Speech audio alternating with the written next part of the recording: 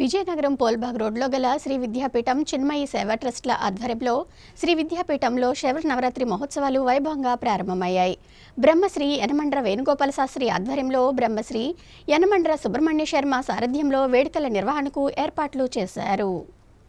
విజయనగరంలోని పూల్బాగు ప్రాంతంలో గల శ్రీ విద్యాపీఠంలో బ్రహ్మశ్రీ యనమండ్ర వేణుగోపాల శాస్త్రి ఆధ్వర్యంలో శరన్నవరాత్రి మహోత్సవాలు ఘనంగా నిర్వహించడానికి ఏర్పాట్లు చేశారు. గురువారం ఉత్సవాలు విశేష పూజలు, హోమాలు, అర్చనలతో ఘనంగా ప్రారంభం అయ్యాయి. ఈ నెల 3వ తేదీ నుంచి ప్రారంభమైన ఉత్సవాలు 12వ తేదీ వరకు కొనసాగుతాయి. ప్రతిరోజు అమ్మవారికి ఒక్కో అవతారంలో అలంకరణలు, విశేష పూజలు, హోమాలు నిర్వహిస్తారు. శతచండీ దశ మహావిద్యాయాగం పంచాయతన విధానంలో లోక శ్రేయస్సు కోరి ఉత్సవాల్లో నిర్వహిస్తున్నారు. శతచండీ దశ మహావిద్యాయాగం పంచాయతన విధానంలో లోక శ్రేయస్సు కోరి ఉత్సవాల్లో నిర్వహిస్తున్నారు. ఉత్సవాల నిర్వహణలో ప్రధాన పాత్ర పోషిస్తున్న యనమండ్ర సుబ్రహ్మణ్య శర్మ ఈ సందర్భంగా మాట్లాడుతూ, ప్రతి సంవత్సరం మాదిరిగా దుర్గా అమ్మవారి శరన్నవరాత్రి మహోత్సవాలు అత్యంత వైభవంగా నిర్వహించడానికి విస్తృత ఏర్పాట్లు చేశామని తెలిపారు. విఘ్నేశ్వర పూజతో గురువారం ప్రారంభమైన ఉత్సవాలు 12వ తేదీ వరకు కొనసాగుతాయన్నారు. విశేష పూజలు, హోమాలు,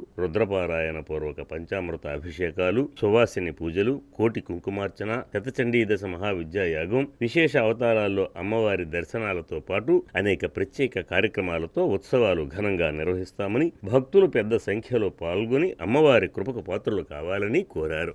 దశమి శ్రవణ నక్షత్రం, శ్రవణ అంతే విసర్జయేతన్నారు కాబట్టి ఆ రోజు విజయదశమి, శ్రవణ నక్షత్రం రెండూ కలిసి వచ్చే ఈ సంవత్సరం చాలా విశేషంగా ప్రతి సంవత్సరం ఒకరోజు దశమి వస్తే ఒకరోజు శ్రవణ నక్షత్రం వస్తుంది. ఎప్పటి వరకు చేయాలి, ఏ రోజు పూర్తి చేయాలి అనే సందిగ్ధాలు ఉంటుంటాయి ప్రతి సంవత్సరం. ఈ సంవత్సరం ఏ రకమైన సందిగ్ధం లేకుండా ఒకే రోజున దశమి, శ్రవణ నక్షత్రం రావడం కాబట్టి 12వ తారీఖు ఆ రోజు పూర్ణాహుతి కార్యక్రమం మధ్యాహ్నం 12:30 ఆ సమయానికి పూర్తవుతుంది.